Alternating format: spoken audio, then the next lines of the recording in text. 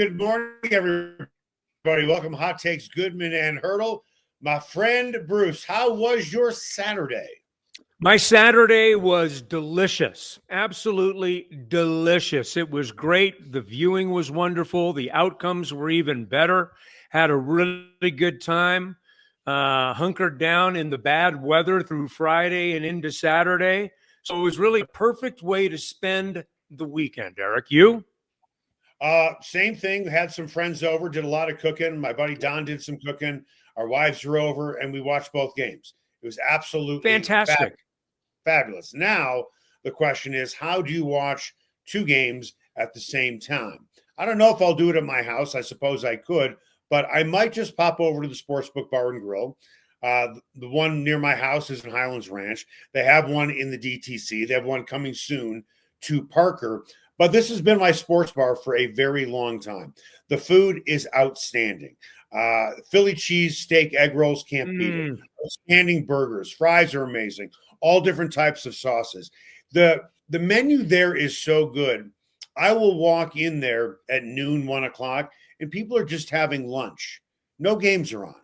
People are just having lunch there. Now, there are some soccer games on, depending on when you go there, or rugby games on, because they do more than just the four major sports.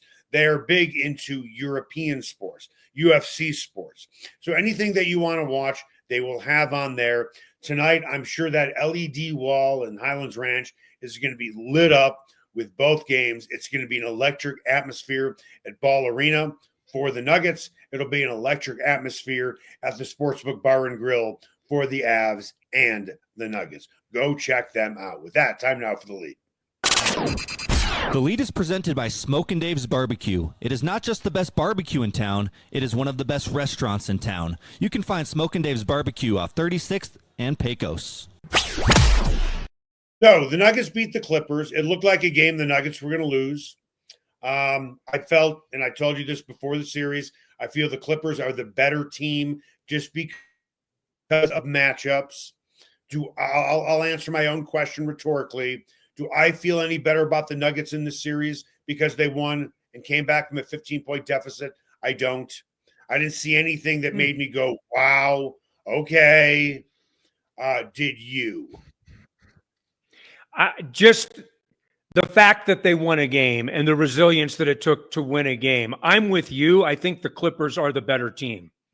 And there is nothing that I saw in game one that has changed my mind on that.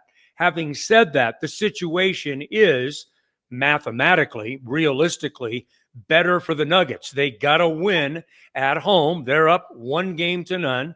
They still have home court advantage in those things. But let's just be candid, Eric. There were 20 turnovers by the Clippers in that game. How many of them were affected by the Nuggets, or was it just a game of slop, of getting tired down the stretch for the Clippers? Look, I'm not trying to take credit away from people. The Nuggets worked hard to come from 15 points down in this game and make winning plays down the stretch. You give credit where it's due. But from a standpoint of where we move forward now, what kind of corrections will the Clippers make in trying to level that playing field? Because without 20 turnovers, the Nuggets don't win this game. They were outscored by 2 field goals in this game. They outscored the Clippers by 9 at the line, so that gave them the point spread to win the game. But the 20 turnovers was the key statistic in this game. I wouldn't count on that again. Well, Russell Westbrook, can you live with him again? The good and the bad. Can you live with Michael Porter Jr. not showing up? And what do I mean by that? If the Nuggets try and trade Michael Porter Jr. in the offseason, and they might break up this team. Let's see what happens. I think any GM from any team is going to look at the Nuggets' new GM and quote Nikola Jokic to the new Nuggets GM, which will be, well, you want to unload MPJ on us, so why did your best player say about MPJ? If you're not going to be engaged right now, Michael, then you're not supposed to be playing this sport. So we have the current and then down the road. I'm not saying that his trade value has been completely destroyed, but when you have the best player on your team and the best player in the world calling you out publicly, I don't know how good I feel about him in tonight's game, more or less the rest of the series, although I think Michael Porter Jr. will be more engaged in this game tonight. You know, when you guys who are inconsistent, they will have flashes and bursts where suddenly they will play well, but then they go back to who they are. But that's been Michael Porter. You know, it's kind of interesting. We're talking about two guys who have been exactly who they are pretty much all the way through their entire career. Michael Porter Jr. plays in what you just described, plays in those spurts. Sometimes it can be 3 or 4 games in a row. You're always looking for that, right? You're always looking for that, especially in a playoff situation. But then he can have games where, he is. It's like a game of where's Waldo. Where's MPJ? I mean, that's kind of what you're left with. And then on the other side, you have Russell Westbrook, who, by the way, was playing Michael Porter Jr.'s minutes down the stretch in game 1, come hell or high water with him, right? I mean, Russell Westbrook, his entire career has been kind of a feast or famine guy. Now, he's at the latter part of his career, but even in game 1, he made winning plays, and then he made plays that made you shake your head and say, what in the wide world of sports are we thinking here? It's a very interesting dynamic, but at the end of the day, those two players are exactly who they have been for the better part of their careers. This is what is most troubling to me. And I don't want to sound like, G-man, I'll go on a billboard and I'm not going to come down until the Broncos win the game. I don't want to make some, statement that it's going to sound like I'm trying to curry attention upon myself. I don't mean it in this way. I will shave my head if the Nuggets win a championship. And here's the reason why. Because the way they played game 1, they can't win a championship. And I mean absolutely positively cannot win a championship if they play like they did in game 1. What do I mean by that? You can't have your bench play a total of 52 minutes and one guy's eating up 34 of them. Peyton Watson played 14 minutes and Pickett played 5. Yeah. You're going to win. You're going to win 16 games doing that, where you're playing all of your starters 45 minutes a game. And I understand there's overtime that's involved in that. Mm-hmm. You can't do that. And you know what the funny thing is that the Nuggets won the game. I don't want to take any credit away from who won his first playoff game. So bravo to him. If Michael Malone was coaching this team and the Nuggets won exactly the way they did on Saturday, he'd be criticized for potentially burning out his starters long term. Michael doesn't want to play anybody on his bench. Doesn't trust his bench at all. Only wants to play Russell Westbrook. That would have been the exact narrative. Besides, they won the game, which is great. But Pickett 5 minutes, Peyton Watson. Peyton Watson. I don't know why I get the two of those guys confused. And I shouldn't, because one guy plays offense, one guy plays defense, and the other guy can't play the other. So I really shouldn't get the two confused, right? No. Anyway, the point is you cannot win a playoff game you cannot win consistently in the playoffs when your 7th and 8th guys are playing a total of 19 minutes. It's impossible. I would try to tighten my focus, and I'm not saying that you aren't. I would try to tighten my focus to figure out how the hell to get game 2 tonight. They've got to figure out a way to get in front of James Harden, who Eric got way too much of what he wanted pretty much when he wanted to do it. I thought that Christian Brown had at best a meh defensive game. Even though the Clippers didn't score a lot of points, part of that is just because we're playing playoff basketball, and the intensity of every possession, regardless of who has it, is magnified that much more. And if you went around the NBA, a lot of the scoring games were down. Of course, you have the one-off with Oklahoma City and 131 points, but they're maybe a different kind of breed of cat right now. We can talk about that at some other point. It's actually what you've been saying for a long time about Oklahoma City. But we're talking about the Clippers. They've got a few things they've got to get figured out tonight. They've got to figure out how to handle a little bit better James Harden, and Zubac is a problem. He is a problem. And if you're going to run that high pick and roll with those two guys, I'm going to tell you, most people would automatically just say, what's the best pick and roll in the NBA? Well, it's Jamal Murray and Nikola Jokic. I don't know, man. Those guys run the pick and roll very effectively. So there's a few issues that they've got to take care of. However, if you can just somehow figure out a way to get out of this game with the win and go to LA up 2-0 with all the pressure on them playing on their home court to get a win, then you never know.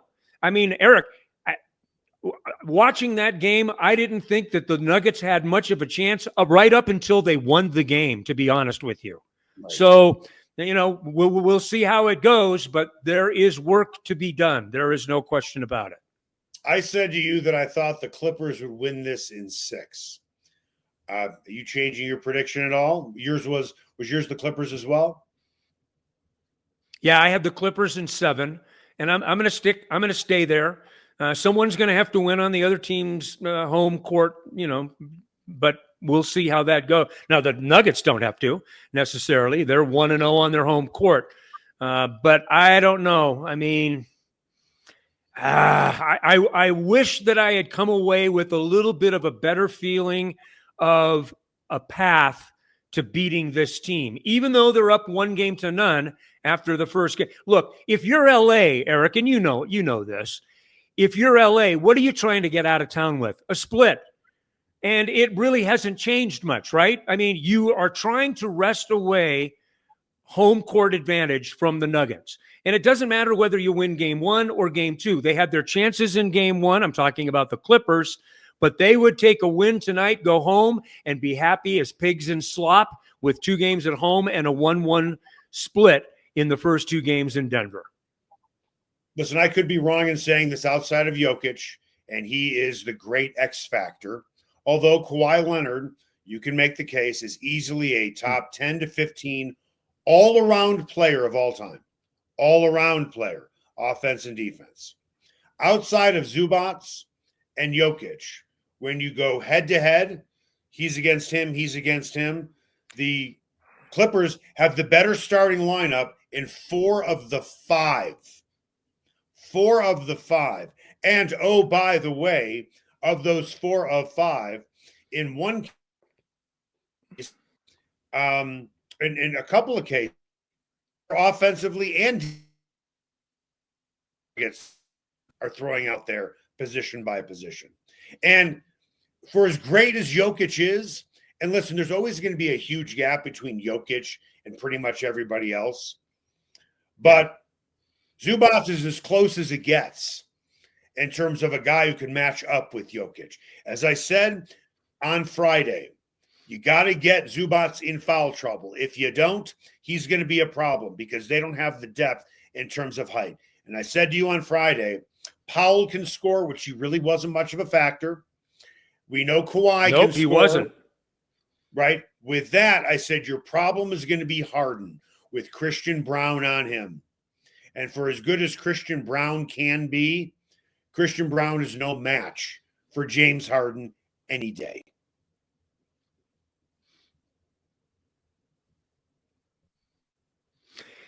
Yeah, the physicality that James Harden plays with, you kind of forget just how big and strong he is.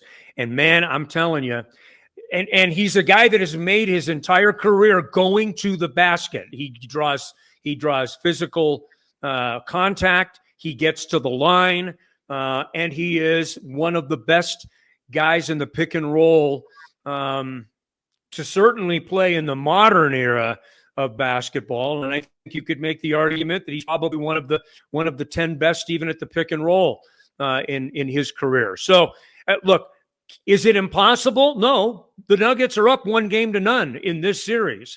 A lot of things happened to help facilitate that. Aaron Gordon had a fantastic game. He was great. Jokic was Jokic.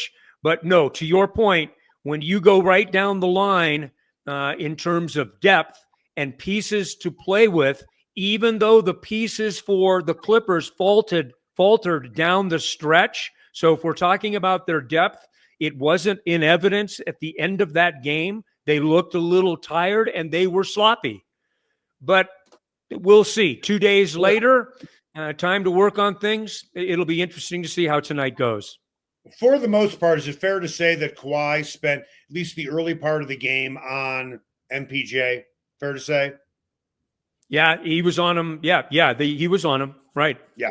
Well, unfortunately for the Nuggets, the Clippers already have an adjustment despite winning that they will likely make and should make.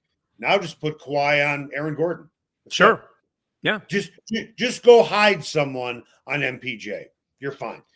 Take your worst defensive player, throw him on MPJ if MPJ continues to play like he did on Saturday. However, it's a little different story when instead of MPJ, you do have an aggressive guy like Russell Westbrook. But then again, for as great as Russell Westbrook was at times on Saturday, and he didn't look good on Saturday, and you don't know what you're getting from Russell Westbrook, I like my chances as the Clippers with Russell Westbrook shooting 5 for 17 from the floor. I'll take my chances knowing that he might know my defensive call late in the game to get him to shoot 5 of 17 or whatever he shot. I'll be honest, and I could be wrong on this, it wouldn't surprise me if the Clippers sweep him from here. Wow. I might be surprised at that, but I will say this, and I think I said this on Friday. Clippers are the better team. They're the better team. They are the better. They are the better team. But I would hesitate to think that the Nuggets would be swept at this point. Although it's entirely possible. It's entirely possible. I will say this: more things have to happen for the Nuggets to win in this series than the Clippers. They got those things on Friday. 20 turnovers. That's what they got. That was a gift. I wouldn't count on it moving forward. It's not what the Nuggets necessarily were doing defensively. It's what the Clippers weren't doing with their handle. Be careful about that. You can be a little cavalier about, oh, look, the Nuggets forced 20 turnovers. Really? Not really. They didn't force 20 turnovers, but they were the beneficiary of 20 turnovers that turned into 29 points. And in a 2-point game in overtime, guess what? They needed every one of those points. That's all. That's kind of like, Bruce, that's kind of like saying the opponent shoots 8 of 43 from 3-point range. You're like, man, their perimeter defense was amazing.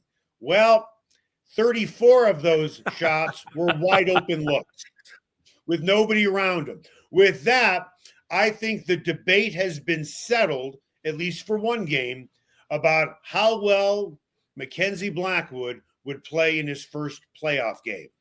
I think he was okay. I think he played all right. I think the kids are all right. I think the Avs are going to cruise from here. That's next. Everyone has their favorite sports bar. Mine, the Sportsbook Bar and Grill in Highlands Ranch in the DTC. Both locations are everything a sports bar should be. An upscale menu with 12 different burgers, outstanding wings, and my favorite, the Philly cheesesteak egg rolls. They've got every game on the NFL Sunday Ticket, MLB Extra Innings, NHL Center Ice, NBA League Pass, plus soccer, rugby, and UFC. Sportsbook is a hangout bar or great for private parties. The Sportsbook Bar and Grill in Highlands Ranch, the DTC, and coming soon to Parker. They are the sports bar.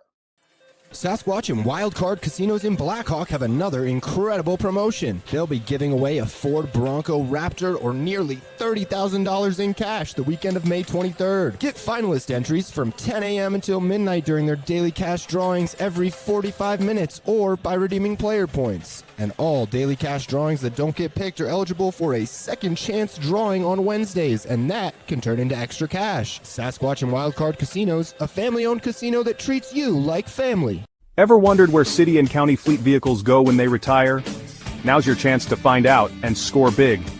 Imagine driving away with a great deal on a reliable vehicle. For over 45 years, Roller Auction has been the trusted source for government fleet vehicles and equipment.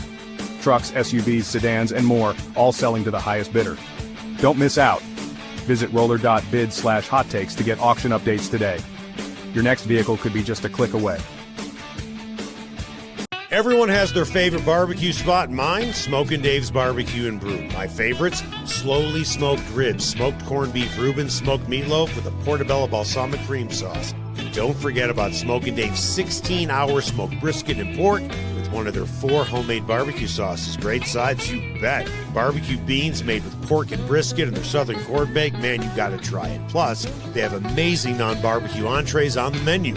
Go where I go, Smokin' Dave's Barbecue and Brew in North Denver.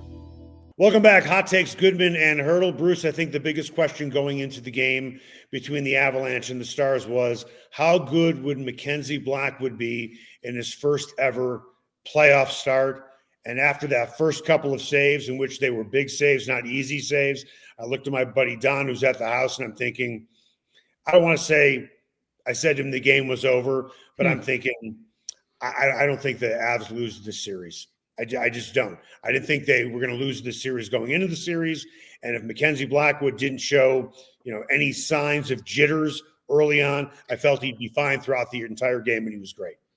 Well, that's a pretty good reflection of your confidence in their depth. If you were looking for one guy, one position, one question to be asked, it pretty much tells me what I need to know from you about the rest of the story. And in that case, this is, what are they like on all 4 lines? What is their depth like? What are they doing on the blue line? What were the defenders doing in particular that made them effective, not only defensively, but in their capacity as the starters of the offense? Well, when Mackenzie Blackwood, when an Avs goalie is doing his job, and the players on the ice feel confident in that goalie, that, I believe, allows Jared Bednar to unleash the dogs. And the dogs are the guys on the blue line. They can pinch in further. That's going to give you better opportunities to score when you have guys like Makar and Taves and Manson who can go further in from the blue line, knowing that if for some reason the puck gets behind them, and let's say there's an odd man rush, you feel confident enough in your goalie to make that stop. They didn't have that with some past goalies before they brought in the Woodies, so to speak. But when you look at the game on Saturday, I think your classic example of Bednar's confidence in Blackwood was you had Josh Manson take a shot from near his own blue line, and you had Jonathan Taves tip it in on the doorstep right next to the crease. You should not have defensemen pinching in that far. But in Bednar's offense, because he has speed and he wants to use it and he wants to use that skill, he wants those defensemen further up. And he can only do that if he has confidence in his goalie and the team has confidence in the goalie, and they certainly did in that game. And quite frankly, they've had confidence in both of the Woods, so to speak, throughout the season since they have been there. So they've been able to be the offensive team they want to be because of the goalie. A lot of teams cannot and will not do that, even if they have the confidence in their goalie. And they can't do it because they don't have skilled position players on defense to do it. I have a friend who taught me early on in my learnings about hockey that the first 2 lines win you games in the regular season. The third and fourth lines win you games in the postseason. Yes. And Eric, all over the score sheet, there were guys on that third and fourth line that were playing the part. Is this a team that has a chance to come at you in the types of waves? And I'm not trying to draw too much of a comparison, but in 2022, they came at you in waves. Every series, they seem to come at you in waves, creating chances from the blue line, wherever it was. Does this team have that kind of chance with the depth that they have, particularly in the third and the fourth lines? Well, real quick, I want to go back to something. When you said you had a friend who said that to you, let me give credit where credit is due. It's not my line. I was talking to John Michael Lyles on the phone. John Michael Lyles is the one who said that to me, and he's certainly spot on. When I look at the depth of their forwards, when I look at their bottom six, they're pretty good. They're more than pretty good. Are they as good as they were when they won the cup? I'm not so sure. They're better. I still think remember, they don't have Rantanen right now. They don't have Landeskog. They don't have Nazem Kadri. So no, would I say their 12 forwards are as good this year as they were 2 years ago? Probably not. But I do think both Woodies are better than Kemper. And Kemper, I think, was more than pretty. In wins, he was excellent, which sounds nice. When you look at his overall goals against average and save percentage throughout the entirety, remember, he was injured too. Yeah.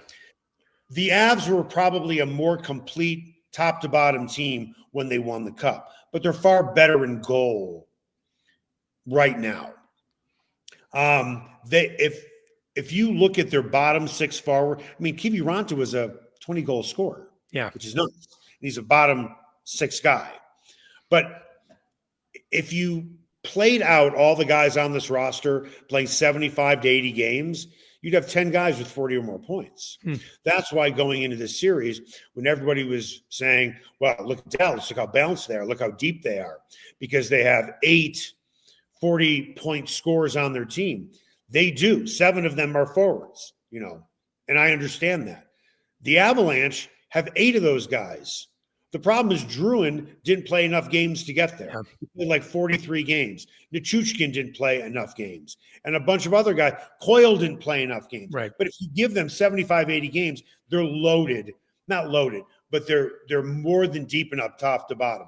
And Peter DeBoer said after the game, after the loss, he said, what's the difference between, this year's Avs team and the team that you played last year? He said, well, Blackwood for starters, and they're deeper than they were last year. That's why they made the Rantanen trade. And if you just look straight up, who would you rather have on your team since the trade?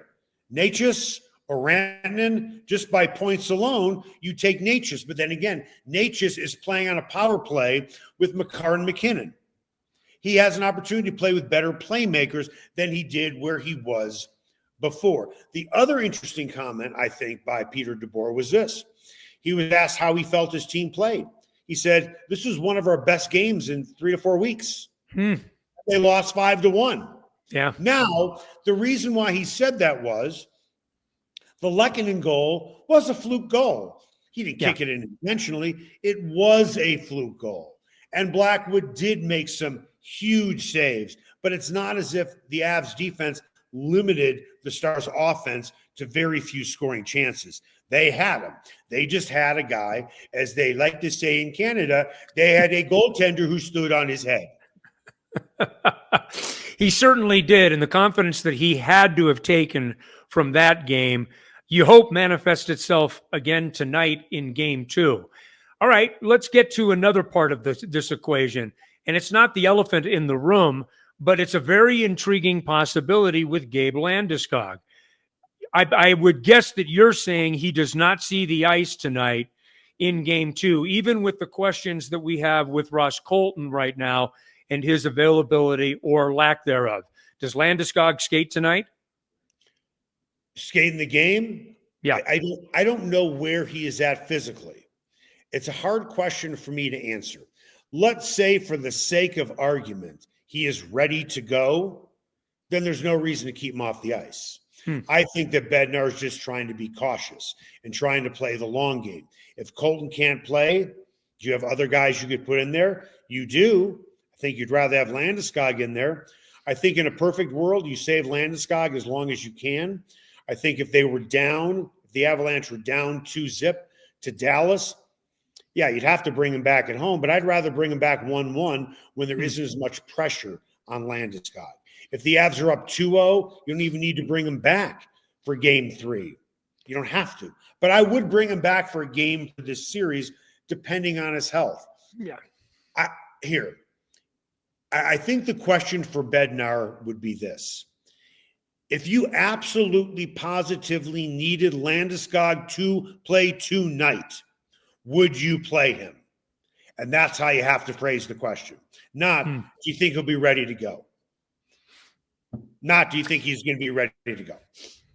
I can't even imagine what the emotion would be like if you came back up 2-0 in this series, and then Gabe Landeskog was skating out onto that ice at Ball Arena later on this week.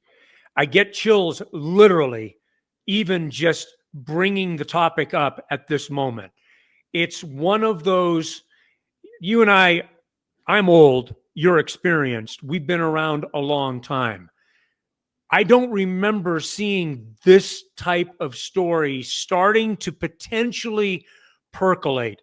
And I don't know if Gabe Landeskog gets to a point where he tips a puck in, scores a goal, assists on one, is good on the power play. Who knows?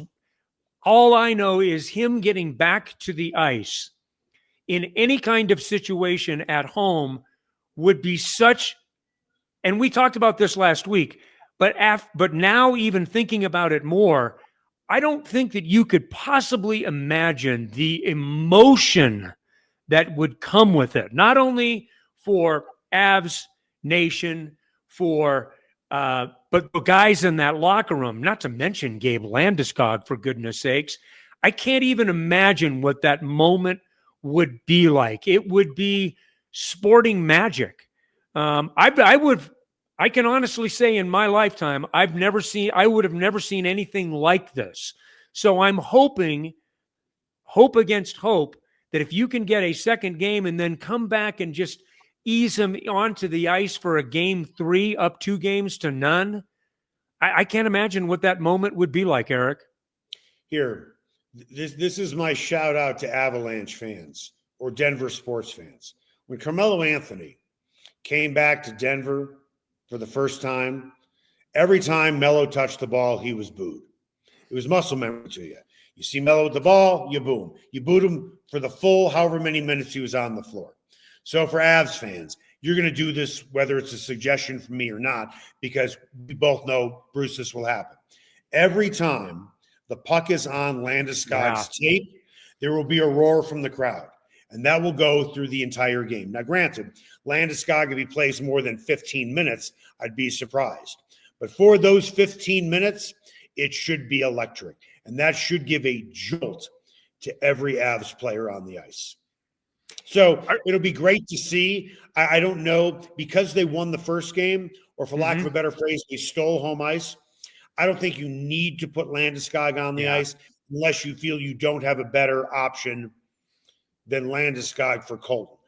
You've already stolen a game. I think you're the better team anyway. You play to win. If you want to put Landeskog out there and you think he can play and he should play, then put him out there. Who am I to tell Jared Bednar what to do?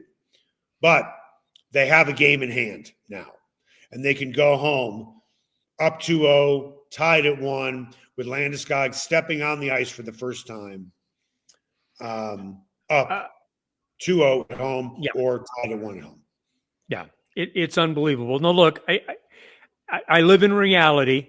I know that Dallas has lost like 8 straight opening games of playoff series, which is almost like mind-boggling when you stop to consider how good this franchise has been. There's a tremendous amount of pride. They're a 100-point team. On and on we go. This series is far from over. It's one game. But what an opportunity the Avs have tonight to take this thing by the throat.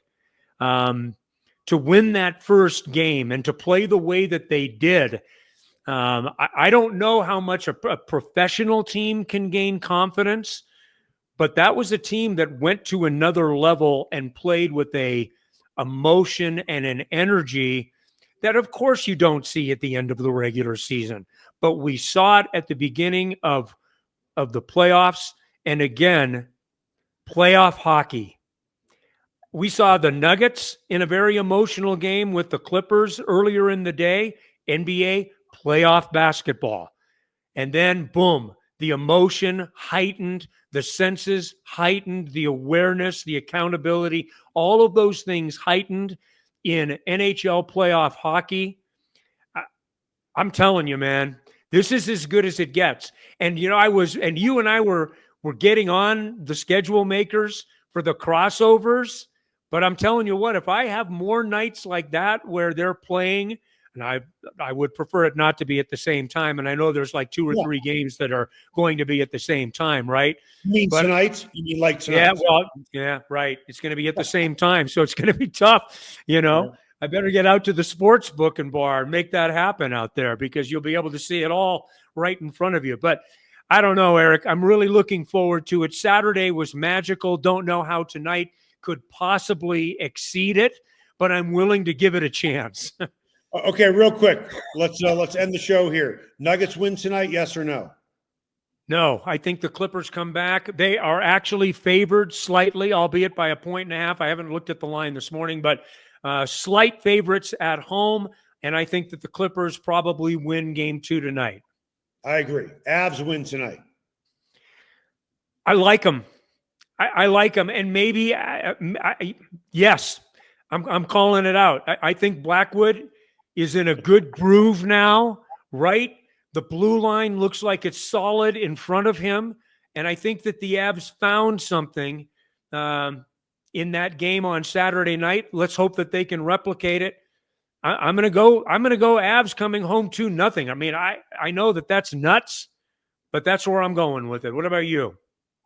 Oh yeah. I mean, I told you, I thought the Avs would win in 5 if they had home ice. Well, but they didn't have got home ice now. Here, yeah. These are the 3 things that the Avs have this year that they didn't have against the Stars last year. Superior goaltending compared to last year. Far more depth with their bottom 6 forwards, and they have Nichushkin on the ice. That's checkmate to me. I hear you.